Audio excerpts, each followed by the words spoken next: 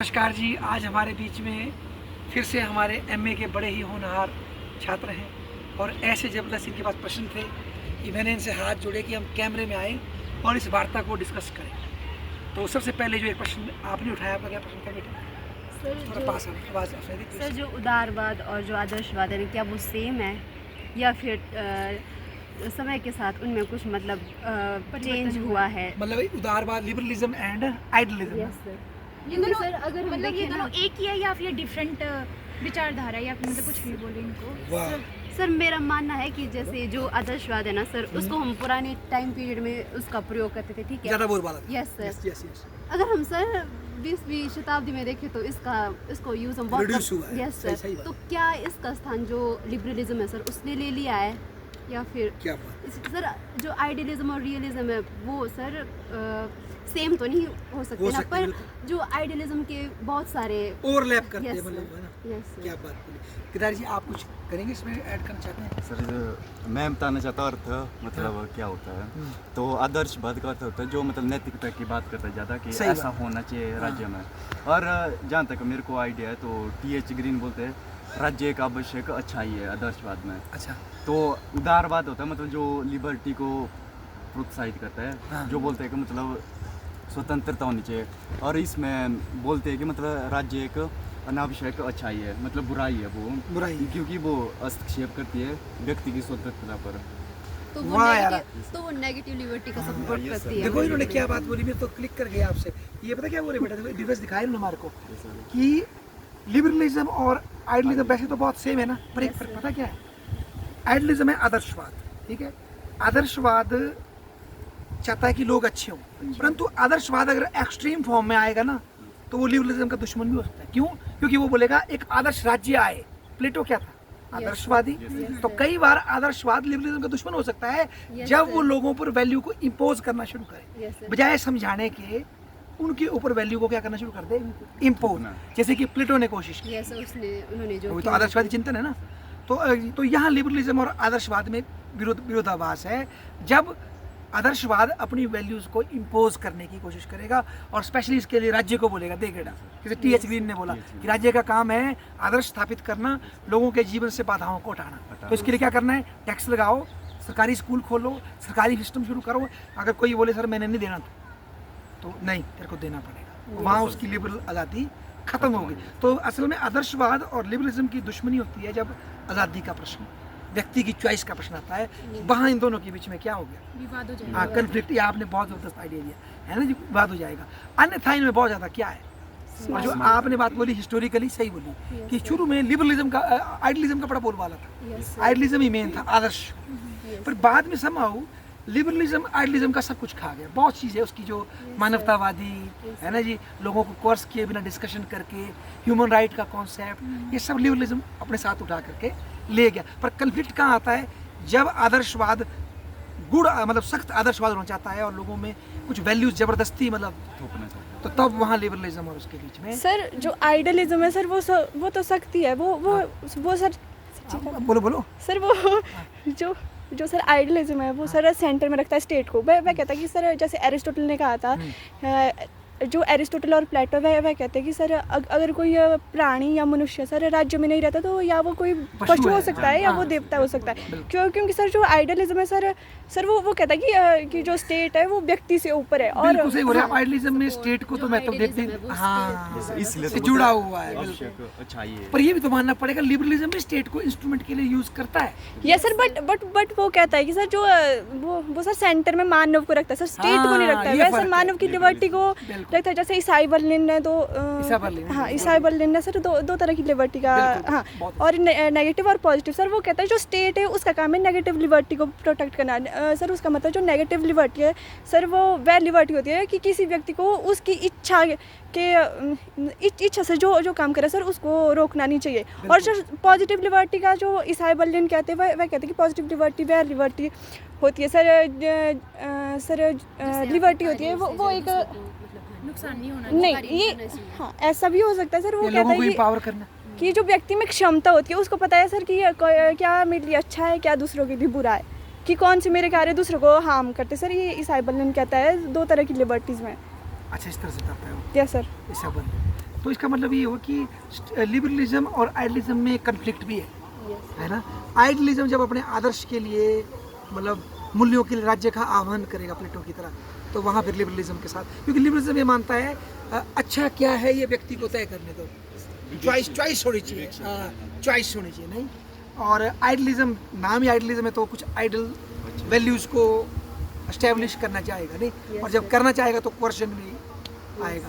हालांकि लिबरलिज्म भी क्वेश्चन लाता है, पर बोलता है स्टेट इज क्या बोलता है आपने, मतलब एक नेसेसरी इवल है ये, जो बिल्कुल ही नहीं मानेंगे नहीं, बाकियों के लिए हम थोड़ा सा डोमेन क्या करेंगे, फ्री करेंगे नहीं। मुझे इस तरह का हमने बड़ा अच्छा लगा, हमें और गहराई से शायद इसमें कुछ ऐड करना चाहते हैं आप, बोलो। नहीं सर, कुछ नहीं, बस यही कि जो आइडियलिज्म और इसको सर हमें ज़्यादा पढ़ने की जरूरत है गहराई से। जैसे मैं बताऊँ आपको, एक था उसने लिखी थी children of light and children of darkness का था, उसने रियलिस्ट और आइडलिस्ट की डिबेट, याद है आपको, नाम भूल गया, क्रिश्चियन स्कॉलर थे वो, उन्होंने कहा था रियलिज्म को कहा था चिल्ड्रन ऑफ डार्कनेस और आइडलिज्म को कहा था उस बंदे ने चिल्ड्रन ऑफ लाइट। भाई दो बच्चे भगवान, तो मतलब इन द सेंस कि शुरू में आइडलिज्म ज़्यादा स्ट्रॉन्ग था, सम हुआ मॉडर्न सेंच, अब हम देखते हैं तो आइडलिज्म की बात होती है, लिबरलिज्म उसकी जगह एक उसको रिप्लेस कर चुका है ना। हालांकि कन्फ्लिक्ट है उनके बीच में, जैसे इन्होंने बताया, समझा हमने आपसे पॉइंट आउट किया ना, तो ये बड़ी अच्छी बात है। देखो कई बार हम जिन विषयों को ओवरलैप समझ लेते हैं, सिनोनिमस समझ लेते हैं, उनके हिस्टोरिकल एवोल्यूशन को देखेंगे तो उसमें कन्फ्लिक्ट नहीं आ सकता ना। अच्छा, और भी कुछ प्रश्न डिस्कस कर रहे थे हम, कौन से, मल्टीकल्चर, बड़े प्रश्न है ना, मल्टीकल्चरलिज्म। तो मल्टीकल्चरलिज्म में कैसा फेथ है जो कि 50-60s के बाद सर यूरोप क्वेश्चन था कि जो बहु संस्कृतिवाद है, क्या ये भारतीय समाज का आधार है, क्या ये सच गुड है? क्वेश्चन। मतलब अच्छा देखो ये वो आ गया कि क्या multiculturalism is the basis of Indian state, अपनी अपनी बायसनेस है, ठीक है।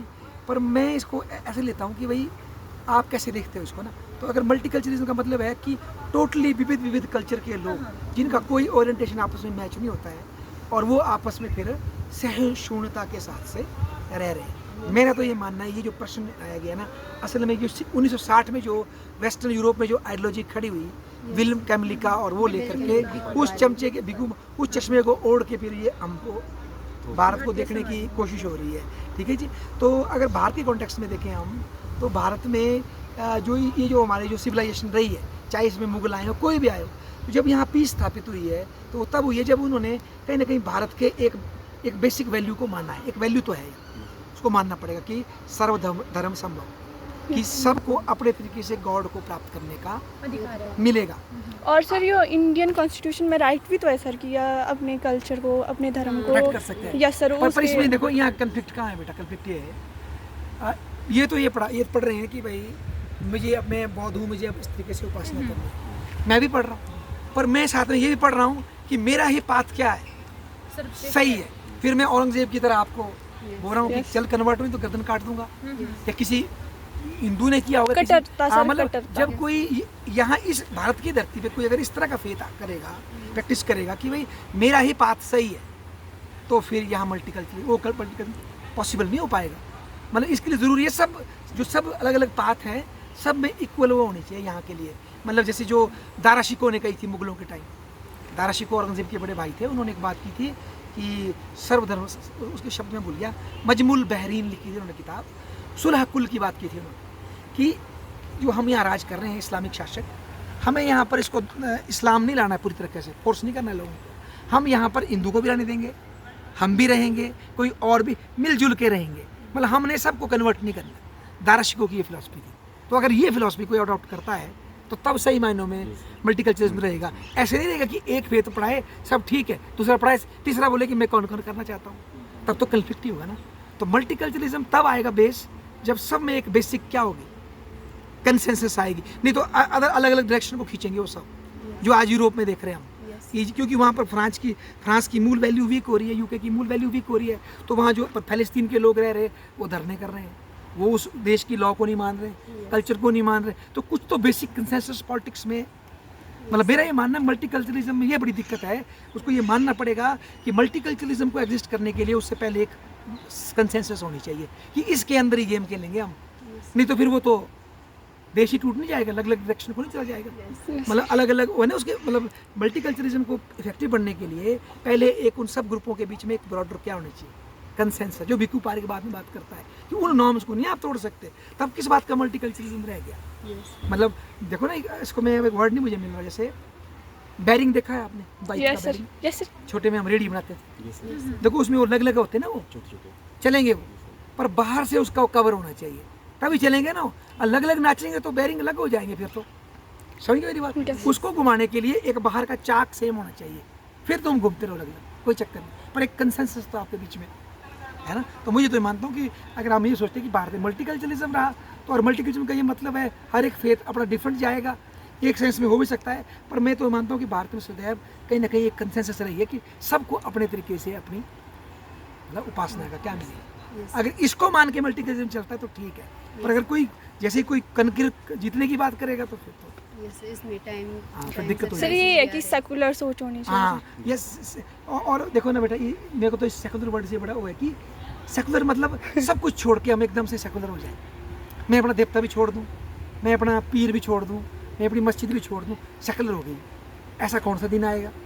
इसके बजाय मैं अपना देवता रखूँ, भाई अपनी मस्जिद में जाए, पर मैं ये ना सोचूं कि मेरा देवता फाइनल है, ये तो सारे चोर है या ये तो गलत लोग हैं। ये इस चीज़ से बाहर निकलना पड़ेगा। अपने फेथ को छोड़ने की बात नहीं हो रही है, बात हो रही है अपने उसमें रहते हुए दूसरे को कैसे देखते हो आप। इसलिए सर मेन प्रॉब्लम मल्टीकल्चरलिज्म में क्या हाँ ये आती। और देखो पाकिस्तान में जो क्या हुआ, मैं कल एक विद्वान सुन रहा था, वो पाकिस्तान में एक लम्स इंस्टीट्यूट है, लम्स पता नहीं क्या फुल फॉर्म में भूल गया, वहाँ एक विदेशी विद्वान रहते कई सालों से, उन्होंने बोला आप सोचते हैं कि पाकिस्तान पिछड़ा देश है तब वहाँ कट्टरता, ऐसा नहीं है। मॉडर्निटी नहीं लाई वहाँ कट्टरता। जो पुराना पाकिस्तान था ना, जो आज पाकिस्तान बना है, वहाँ असल में बुल्ले शाह, बारिश शाह, कोई शेख अब्दुल सरिंदी ऐसे लोग हुए जिन्होंने मिक्सचर की बात की, मतलब जुड़ करके परंपराएं, मीरी पीरी हम भाई हैं, मिलजुल के परंपरा कि मैं तुझ पे इम्पोज नहीं करूँगा, इस तरह का कल्चर था वहाँ। पर मॉडर्निटी में उन्होंने एक सिंपल यूनिफाइड इस्लाम बना दिया कि कुरान और बस जो हमारे प्रॉफिट मोहम्मद है उस हिसाब से चलना है और प्योर मुसलमान बनना है, पाक। और उस चक्कर में अब जिस पे भी उनको शक होता है ये बोलते हैं ये मुसलमान नहीं है, उसको फिर वो ब्लास्फेमी का लॉ लगा देते हैं। बोलने का मतलब जो हमारा ट्रेडिशनल समाज था ना, उसमें ज़्यादा पेशेंस थी लोगों के अंदर, अलग अलग तरह के अपने अपने तरीके से लोग रहते थे। ये मॉडर्निटी जिस तरह से हिटलर ने एक, कैसे बोलूँ मैं आपको, नेशन स्टेट जब बनता है ना तो दिक्कत नहीं आती थी, याद है यूरोप में कि जो जर्मन बोलने वालों का स्टेट है, तू फ्रेंच कहाँ से आ गया, जो कि पहले इतना मैटर नहीं करता था। तो मतलब मॉडर्निटी ने इन आइडेंटिटीज़ को ज़्यादा क्या कर दिया। हाँ, और अब सब देश बनने की, एक हिंदू देश बन गया तो एक मुस्लिम देश भी बन के ही रहेगा, जबकि पहले वो इकट्ठे भी रहते होंगे। तो मतलब ये चीज़ भी बड़ी दिक्कत है ना। तो पर मुझे ऐसा लगता है पर्सनली कि मल्टीकल्चरलिज्म को ऐसा सच नहीं हम उठा सकते, इसको हमें ये समझना पड़ेगा। ये भारत में फ्रीडम था, मल्टीकल्चरल था, पर ब्रॉडर एक सेंस सहमति थी कि सबको अपने तरीके से अपने कल्चर को चलाने का क्या है, अधिकार है। अगर ये मल्टीकल्चरलिज्म मानता है तो ठीक है, भारत में मल्टीकल्चरल था, है ना। अच्छा और बोलो बेटा, और क्या प्रश्न था? सर राज्य के विकास में हम लोग किन किन थ्योरी को ऐड कर सकते हैं? थ्योरीज? Yes, sir. अच्छा, ये तो एवोल्यूशन पे आई नहीं। और तो आप लोगों ने क्या क्या लिखा इसमें? सर नेक्स्ट हाँ, पेपर सर, है, next paper का इनका question मतलब है है ये। राज्य उत्पत्ति के जो सिद्धांत है वो कौन कौन से है? सर वही लिबरल, मार्क्स, उदारवादी दी है, मार्क्सिज्म का दी है, Social समाजवादी contract का दिया वाले हुआ सर। है, और नहीं, न सर, वो उदारवादी। नहीं, क्या उसमें राज्य के आइडियलिज्म नहीं उत्पत्ति के आएगा जो सर? सिद्धांत है, Yes, ये तो मेरा ये था ना, जैसे 3-4 सोशल कॉन्ट्रैक्ट भी तो आइडियलिस्ट कॉन्सेप्ट है बेटा, काल्पनिक कॉन्सेप्ट है ना ये। समाजवादी वाला जो यस सर, सोशल कॉन्ट्रैक्ट जो सर रूसो वगैरह ने, वो तो आइडियलिस्ट नहीं हो, तो हिस्टोरिकल कहाँ है वो कि हमारे पूर्वज कभी बैठ के उन्होंने फैसला सर लिया। वही कि उन्होंने पहले एक काल्पनिक कल्पना और की idealistic और उस type पे है। अपनी थ्योरी है। हाँ, थ्योरी आइडियलिस्ट को आइडियलिस्ट थ्योरी बोलते हैं। नहीं, कम्युनिस्ट तो, वो तो अलग है ना। हाँ, वो कम्युनिस्ट थ्योरी लगे। तो आइडियलिज्म की जो थ्योरी वो भी इसमें आएगी ना, मतलब theory देखो of- अगर हम सर हाँ, बोलो आप। मतलब जो स्टेट है ना उसका टाइम के उससे एवोल्यूशन उसका कैसा हुआ, उसमें हाँ। कौन कौन सी थियरीज आई है, तो सर इसके बारे में बताओ थोड़ा सा। तो इंडियन थॉट पढ़ा आपने, अभी पढ़ेंगे आगे ना। जैसे हम इंडियन थॉट में पढ़ते हैं ना, 2 स्कूल है हमारे लिए, भारत के लिए। एक है सोशल कॉन्ट्रैक्ट वाला पहले से, और एक है किंग के डिवाइन का। यस 2 स्कूल चलते हैं, यहाँ भी वेस्ट में भी थे ना जी। तो जो डिवाइन था कि भाई राजा जो है मनु बोलते हैं गॉड का अवतार है, तो आप उनको फॉलो करो, ठीक है जी। और बुद्धिस्ट में ज़्यादातर चलता है कि कॉन्ट्रेक्चुअल, पर अगर हम देखेंगे तो जो हिंदू फिलॉसफी है उसमें भी बहुत जगह कॉन्ट्रेक्चुअल थ्योरी दी गई कि राजा इसलिए हो, कौटिल्य बोलते हैं कि वो प्रजा को अपना पुत्र के समान समझेगा, नहीं समझेगा तो फिर मतलब ठीक है ना, दंड का, प्रजा भी उसको उठा सकती है। तो मतलब 2 स्कूल है मेन, कॉन्ट्रेक्चुअल और दैवीय। और दैवीय इसलिए फ्लॉप हो गया वेस्ट में भी और यहाँ भी मॉडर्निटी आ गई ना, यस सर। और ये समझ आ गया कि ऐसा सच देव नहीं होता कि कोई ऊपर से उसने राजा को क्रिएट किया। तो आज आप कहीं भी देख लो डिवाइन राइट ऑफ थ्योरी क्या हो चुकी है, फ्लॉप। उसके पीछे जो ये मॉडर्न एपिस्टेमोलॉजी और जो साइंटिफिक रेवोल्यूशन है ना, अब आज कोई भी थ्योरी लिख दे और अगर वो डिवाइन राइट पे कर रहा है यस सर। तो उसकी जस्टिफिकेशन दूसरों के सामने एटलीस्ट, यस सर। जो उसके फेथ को नहीं मानते, जैसे ISS तो कर सकता है ना अपने लोगों के सामने, पर जो और लोग जो उस फेथ को नहीं मानते वो नहीं कह रहे क्या बात कर रहा है, ऐसा कौन सा खुदा है या कौन सा ऐसा गॉड है, कौन सा प्रभु है उसका राज चलेगा। आपको उसको उस सेंस में दिखाना पड़ेगा सेकुलर। तो इसलिए आज रह गई मेन कंट्रेक्चुअल, है ना जी, कंट्रेक्चुअल थ्योरी जो कि रूसो और इसने बड़ा उसको वो दिया। मतलब हालांकि हमारे यहाँ पहले से थी, पर क्योंकि वेस्ट ने डोमिनेट किया, उनकी थ्योरी मॉडर्न टाइम में ज़्यादा चली, फिर वो हमको दोबारा पढ़ाई, ठीक है। पर उसके साथ ये तो फेमस है ना, पर ज़्यादा जो रियलिस्टिक थ्योरी है सबसे ज़्यादा रॉबर्ट नोजिक ने पेश की। रॉबर्ट नोजिक, पता नहीं आपने नाम सुना तो होगा उसका, Yes, लिबर्टेरियन, जिसने वो स्टेट, अनार्की और यूटोपिया, है ना, किताब लिखी उसने। और उसी में उसने बताया कि पहली बार राज्य कैसे बना हो। इसके लिए बेटा उसने इकोनॉमिक्स की एक मतलब वो थ्योरी यूज़ की। वो बोलता है ऐसा तो कभी नहीं हुआ कि हम बैठे और सभा की और जी अब राज्य बन गया। हुआ ये बेसिकली कि किसी भी एक इलाके में लोगों को रहने के लिए कुछ बेसिक रूल चाहिए होते हैं ताकि लोग सिस्टम से रह सकें। अगर रूल नहीं होंगे तो मेरा सामान बाहर है, चोरी हो जाएगा, हम दिक्कत में आएंगे। तो लोग कंसेंसस करते थे और कुछ लोग धीरे धीरे उस जिम्मेदारी को निभाते थे। फिर परली तरफ भी कोई इस तरह से निभा रहे हैं, उधर भी कोई निभा रहे हैं, फिर आपस में भी उनके क्या होते थे कन्फ्लिक्ट। जो विजयी होता था वो फिर सभी इलाके की सेवा करने का क्या करता था, सब मुझे टैक्स दो, मैं तुम्हें मेंटेन करूँगा। अब उसके अंडर रहना और आसान था, जैसे आजकल GST हो गया, पूरे देश में एक ही GST रख लो ताकि ट्रेड करना आपके लिए क्या हो जाएगा, और एक ही बॉस है इसको देना स्टेट को। तो धीरे धीरे जो सबसे एफिशिएंट एजेंसी हो गई एक उन कंपटीशन में, वो एक बन गई और वो राज्य बन के उभर गई, क्योंकि लोगों के लिए उससे डील करना क्या था, आसान। जैसे कि फॉर एग्जांपल देखो आप, अगर हमारे देश के कल टुकड़े हो जाएंगे ना तो हर जगह एक चुंगी लग जाएगी। हरियाणा में एक चुंगी लग से सामान के लिए, राजस्थान में एक चुंगी, यहाँ बदाम में एक चुंगी, मतलब समझे सब जगह। तो उससे व्यापार करना क्या हो जाएगा आपको। तो इसलिए अगर यूनिफॉर्म एक शक्ति बनेगी तो उसको कम टैक्स के हम काम चला सकते हैं। यहाँ बिहार में पैसे मराए, बंगाल में लग से मराए, उससे एक ही स्टेट होगा। तो इसीलिए इस इकोनॉमिक एफिशिएंसी के लॉजिक ने लोगों को एक स्टेट बनाने के लिए क्या किया, प्रेरित किया। तो इस तरह से वो बड़ी लॉजिकली समझाता है इसको।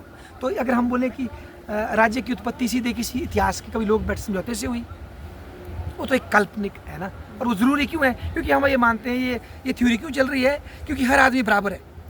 लॉक की थ्योरी क्यों चलती है या इसके रूसो की, क्योंकि आज हम फिलोसफिकली मन से मानते हैं हर आदमी क्या है, बराबर है। नेचुरल राइट की थ्योरी आ गई, है ना, कि भैया भगवान ने सबको बराबर बनाया है।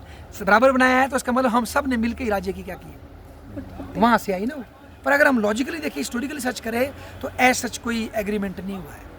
ये ग्रेजुअली इवॉल्व हुई, क्या बोले, संस्था है ना, स्टेट है ना, ठीक है। तो ये एक तो ये होगी, विद्वान तो मानते हैं मतलब विकास का परिणाम है किसका? धीरे-धीरे। कुछ विद्वान मानते हैं कि मतलब राज्य हाँ का- वही चीज़ है, सबसे बेटर वही थ्योरी है प्रैक्टिकली। एक बात और जो आपने बोले पहले कि इसमें जो रूसो बंदा है ना, रूसो बोलता है कि जब प्रॉपर्टी आई पहली बार, अमीर गरीब का भेद हुआ, वहाँ पर राज्य की उत्पत्ति। बाद में इसी के थॉट को उठाया कार्ल मार्क्स ने, उससे पहले उठाया प्रूदो और ये जो सर जो रूसो है वो तो सर अपने सोशल कॉन्ट्रैक्ट की थ्योरी में सर वेल ऑफ इग्नोरेंस की भी बात करता है कि सर नहीं बेटा वो बात करता है वो जॉन रॉल्स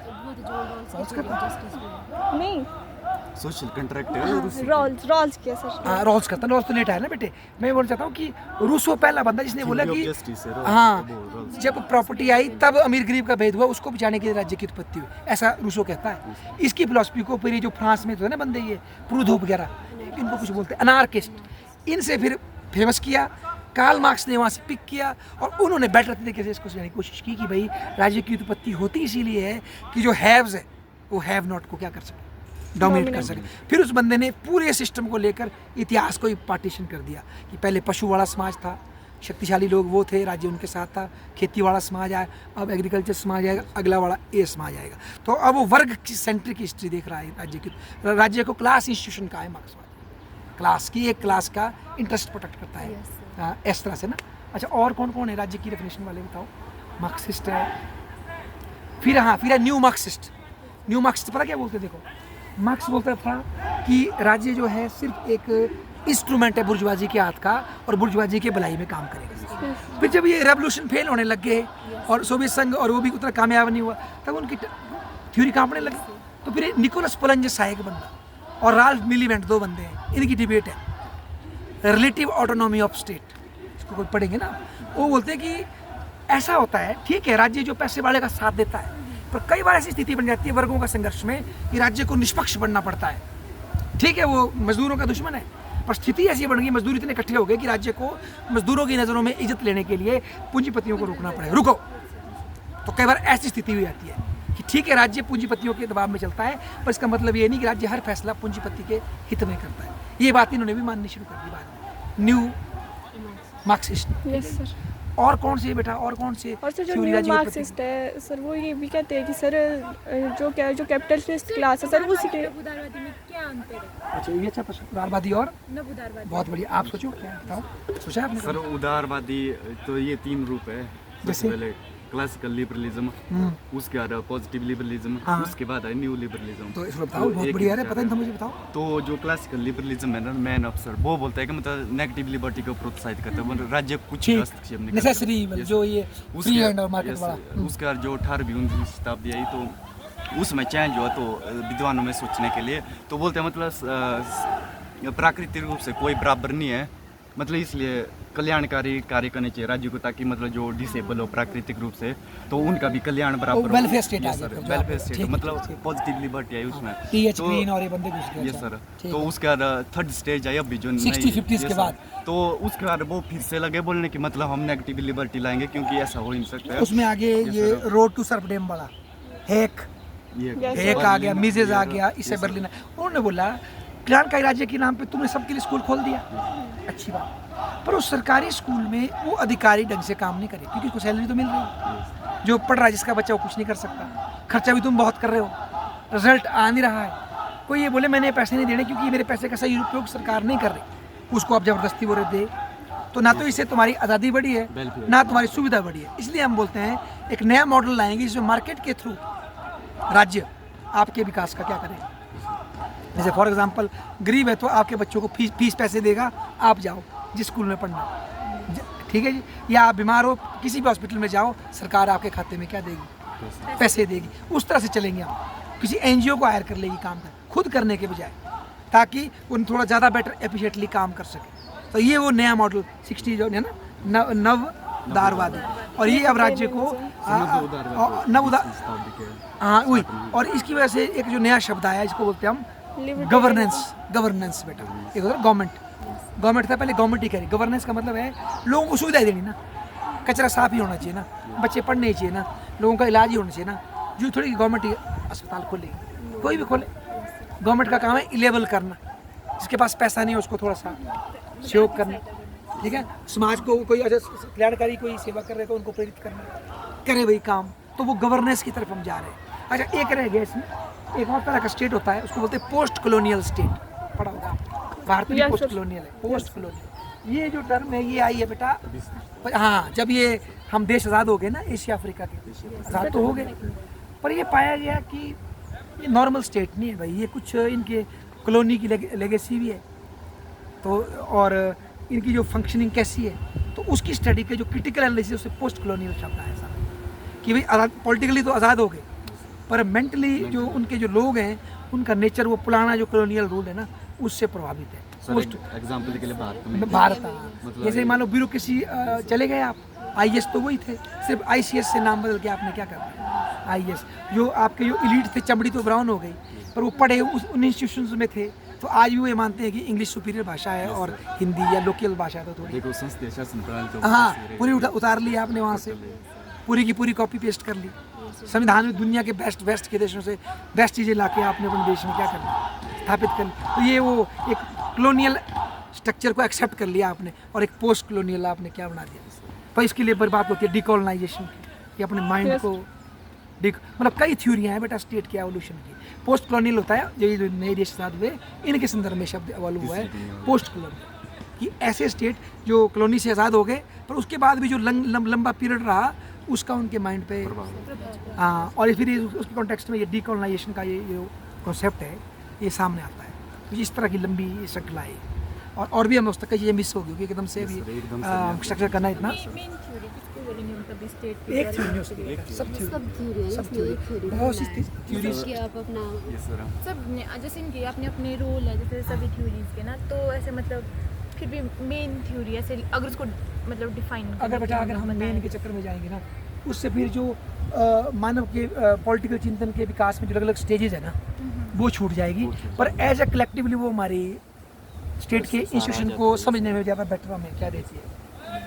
पर्सनल लेंगे तो मतलब एक टाइम पीरियड आएगा हाँ। ना उनका, तो ये वैसा होगा, दिक्कत होगी थोड़ी समझने की। हाँ, ये बात भी सही है। और एक बात और देखिए ना बेटा, स्टेट की जो प्रजा है ना, उसका दायरा भी बड़ा है। शुरू में जो स्टेट बने होंगे ना, उसमें सबको प्रजा भी नहीं मानते थे, क्योंकि पहले Yes. इक्वलिटी कॉन्सेप्ट ही नहीं था। महिला नहीं माने, कमजोर वर्ग को मानेगा ही नहीं प्रजा। और अब जैसे मॉडर्निटी आई, फिर इस प्रजा की जो व्याख्या है वो भी वाइड हुई है। नेशनलिज्म की फीलिंग आई, तो हर व्यक्ति में भाई मेरा देश है। उसमें मॉडर्न एजुकेशन छापे खाने ने भी रोल प्ले किया, डेफिनेशन चेंज हो रही है ना। नहीं, और आज देखो, आज जो हमारे स्टेट है ना, जैसे यूके का सुनाया मैंने आपको, देखो यूके में किस तरह से, यूके में या कनाडा में खालिस्तान के लोग जो है प्रोटेस्ट कर रहे हैं, उनके ही नागरिक है वो। ये पहली समस्या देख रहे हो, रहे हमारे यहाँ रहे, हमारे नागरिक है, पर उनको इंडिया से इशू है या पाकिस्तान में सर इशू है। इंडिया में भी तो ऐसा ही है। हाँ, इंडिया में कौन है बेटा ऐसा? इसे एक्सप्लेन करो, थोड़ा समझ पाए में। हो सकता है यहाँ भी हो। क्यों हो रहा है ऐसा? क्योंकि अब मास मीडिया और उससे अब लोगों का रिश्ते पक्के हो गए ना। पहले जो बंदा कनाडा जाता था वो शायद ज़िंदगी में एक आधी बार आता होगा, अब तो यूट्यूब उसके मतलब इन संसाधनों ने एक नया विस्फोट कर दिया है। क्रॉस कंट्री लोगों की वो जुड़ रही है आपस में, मतलब ग्लोबलाइजेशन। हाँ, है ना। और आज अब स्टेट ऐसा नहीं है, कोई बहुत नॉर्थ कोरिया होगा या जहाँ बहुत जा सकती है, जहाँ के लोग अपने देश की बाउंड्री सोच रहे हैं। अदरवाइज मीडिया ने इतना असर डाल दिया है कि लोग एक परिवार दूसरे देश से भी कम्युनिटी से संबंध बना रहे हैं। अंडरस्टैंडिंग है उनकी कि पाकिस्तान में क्या हो रहा है, इंडिया में क्या हो रहा है, एक दूसरे की मीडिया के थ्रू लोगों का आना जाना। मतलब आज स्टेट के जो नागरिक है उनकी भी आइडेंटिटी थोड़ी हो चुकी है, नहीं चेंज हो गई सर। है ना। और कई ऐसे स्टेट है जैसे वेस्ट में वगैरह में, जहाँ पर अमेरिका वगैरह में, जहाँ बहुत बड़ी मात्रा में कई देशों के लोग जाके वहाँ रहते हैं, वहाँ के भी नागरिक है और उनका दिल अपने देश की तरफ भी बोलते हैं, जैसे Indian American, African American, Canadian American, जो भी इस तरह के।